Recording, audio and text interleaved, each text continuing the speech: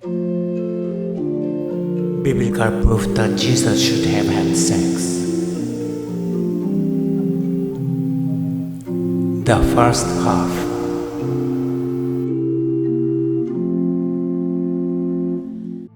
Instead of Christ coming to die, we have seen that Christ, as the second or last Adam, comes to fulfill the mission left incomplete by the first Adam.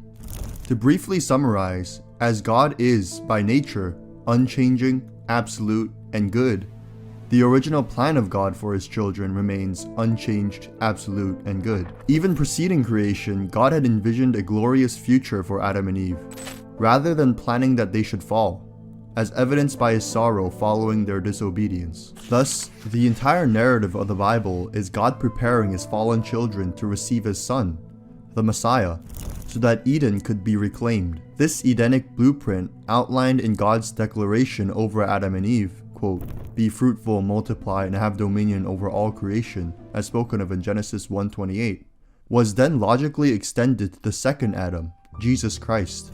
In the previous video, we have already given some attention to the first and third blessing. So let's talk about the second blessing, multiply. First, remember God's original framework for the work of Christ. In Eden, Adam and Eve were to unite as completed individuals and give birth to children without original sin, spreading this sinless lineage into the kingdom of heaven on earth. Christ does not come to negate or change God's original vision for humanity, but rather comes to fulfill it. Thus, Jesus, as the second Adam, comes to reverse the process of the fall and fulfill what Adam failed to accomplish. Secondly, Old Testament prophecy directly evidences the notion that the Messiah would fulfill the original creation mandate of the second blessing. Jeremiah chapter 33 verse 14 through 26 states, "The days are coming when I will fulfill the good promise I made to Israel and Judah. In those days Judah will be saved and Jerusalem will live safely. David will never fail to have a man to sit on the throne of Israel. I will make the descendants of David my servant as countless as the stars in the sky, and as measureless as the sands of the seashore." From the very beginning of creation, if the original Adam had not fallen, but instead remained sinless, his sinless descendants would not only have been spiritual, but rather spiritual and physical. However, the vital nature of lineage is not only isolated to Eden.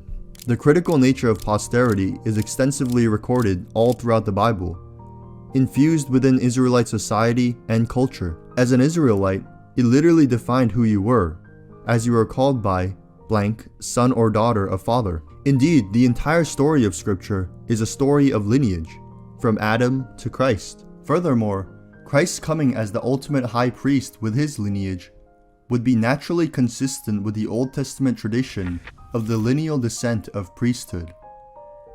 As such, when cognizant of the backdrop of Israelite emphasis on physical lineage, the straightforward reading of the passage clearly seems to be referencing a physical kingship. Moreover, the singular line of coronation among other descendants from the Messianic line further suggests that this prophecy references a physical kingship rather than a corporate body like the church. Supporting this interpretation, we find that the Old Testament is filled with God's covenantal statements of the eternal preservation of David's lineage.